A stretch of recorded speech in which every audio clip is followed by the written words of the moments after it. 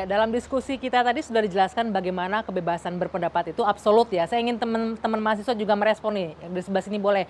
Sepakat nggak kalau memang kita ini bebas banget tadi Bung Dedi, Prof. Henry, boleh berdiri dulu? Siapa namanya? Bismillahirrahmanirrahim.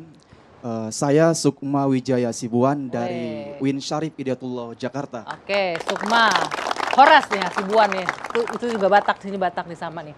Oke, kamu ngikutin ya dari tadi ya. Tadi Bang Dedi bilang bahwa sekarang ini kebebasan absolut nih sebenarnya, walaupun harus ada nih aturan yang jelas. Sepakat nggak dengan itu? Oke, baik, terima kasih sebelumnya. Saya berangkat daripada bagaimana soal kebebasan berekspresi.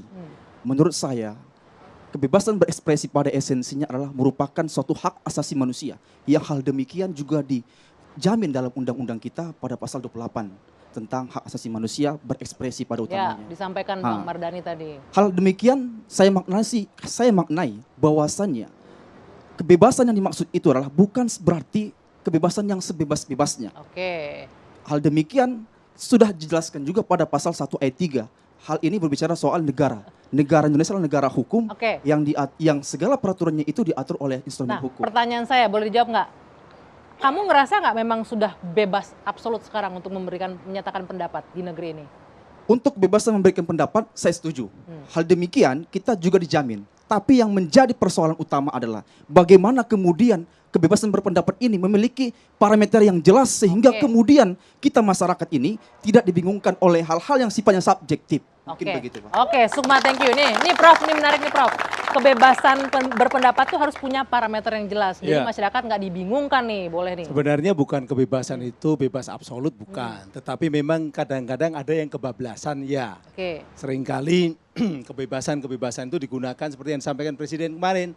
Digunakan untuk mencaci maki, untuk melampiaskan kedengkian dan sebagainya dengan bahasa-bahasa yang sebenarnya tidak beradab. Ya, bukan hanya tidak etis tapi tidak beradab. Nah, di perbedaan antara kebebasan berpendapat, kritik dengan yang dilarang oleh undang-undang. Karena memang bagaimanapun juga dilarang undang. Ada larangan-larangan.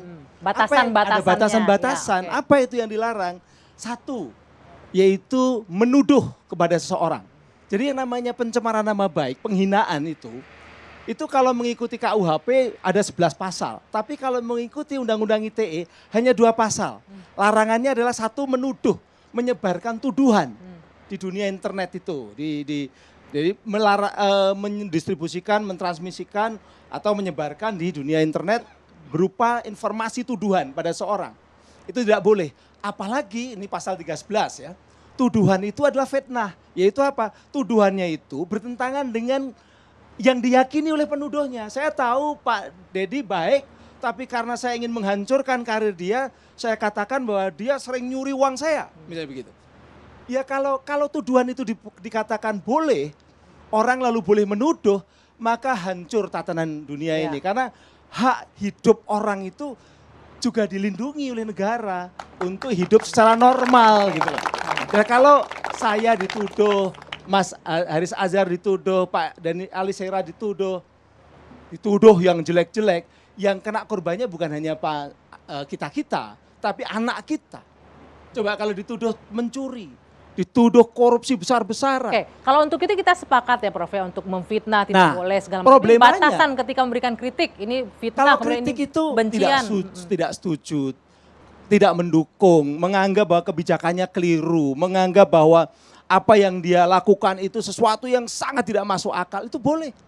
Itu boleh gitu ya. Tapi ketika sudah tadi menyerang pribadi dan pribadi yang diserang adalah dengan tuduhan-tuduhan yang tidak berdasarkan fakta, nah itu yang kemudian dilarang oleh undang-undang. Oke, itu sepakat. Karena udah jelas sekali nih pasal-pasalnya. Ya, sebentar Prof. Saya mau ke Bung Haris. Apakah saat ini kita memang sudah bebas untuk memberikan kritik kepada pemerintah menurut Anda, menurut kacamata Anda? Tanpa harus rasa was-was dan ragu. Kalau pakai pendekatan hukum dan negara, saya mungkin mau bilang tidak absolut. Bahwa kalau secara komparatif tadi Om Deddy bilang dari zaman Orde Baru memang kita surplus kebebasannya cukup baik, meningkat kita. Secara normatif teksnya.